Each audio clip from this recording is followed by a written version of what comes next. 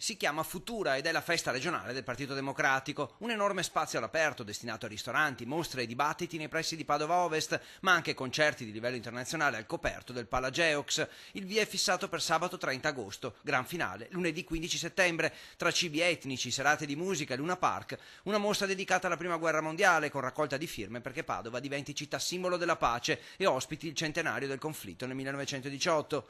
Quanto alla politica, in arrivo molti big del partito, ma non ci sarà il premier Matteo Renzi. Il governo sarà rappresentato il 13 settembre da Maria Elena Boschi, ministro delle riforme, e dal sottosegretario veneziano Pierpaolo Baretta. L'8 settembre non mancheranno tra gli altri Bersani, Chieng, D'Alema, Zanonato, Fassina, Bindi, Casson e Cooperlo. La festa sarà anche l'occasione per parlare delle prossime elezioni regionali e della sfida a Zaia. Ancora in pista tre donne simbolo del partito in Veneto: Laura Puppato, Simonetta Rubinato e Alessandra Moretti, la favorita. Credo che sarebbe una bella cosa per dare un nuovo inizio al Veneto, per voltare pagina definitivamente rispetto alla fase della corruzione, all'epoca Galan e Zaia, ripartire da una donna. Io credo che sia una scelta giusta, ne abbiamo una che ha preso 130.000 voti di preferenze, in Veneto 230.000 nel collegio, mi pare che potrebbe essere la persona giusta sulla quale puntare. Confermate le primarie a novembre per la scelta del candidato, che potrebbero essere consultazioni aperte a tutta la coalizione del centro-sinistra e non solo limitate al PD. Io sono per le primarie di coalizione, quindi disegnare può essere la nuova maggioranza per questo Veneto,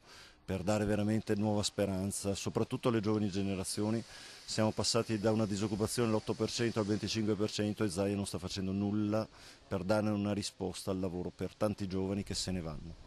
Le voci danno come possibili candidati anche il segretario regionale Roger Domenech o il candidato di Vicenza Achille Variati, protagonista della festa il 5 settembre per un dibattito con il primo cittadino di Treviso, Giovanni Manildo. Voci di corridoio invece non escludono la possibilità che le primarie saltino per lanciare direttamente verso Palazzo Balbi l'europarlamentare Alessandra Moretti. Non mancherà un messaggio al sindaco di Padova, Massimo Bitonci, che ha annunciato la linea dura con gli artisti di strada e che saranno invitati a riempire tutti i padiglioni della festa il 9 settembre. Il tema della sicurezza è un po' più complesso delle crociate che agita Bitonci, serve affrontarlo nella sua complessità. Io credo che molto presto i padovani sperimenteranno, dico purtroppo sulla loro pelle, che i proclami di Bitonci, tutta fuffa e niente arrosto, non varieranno la situazione.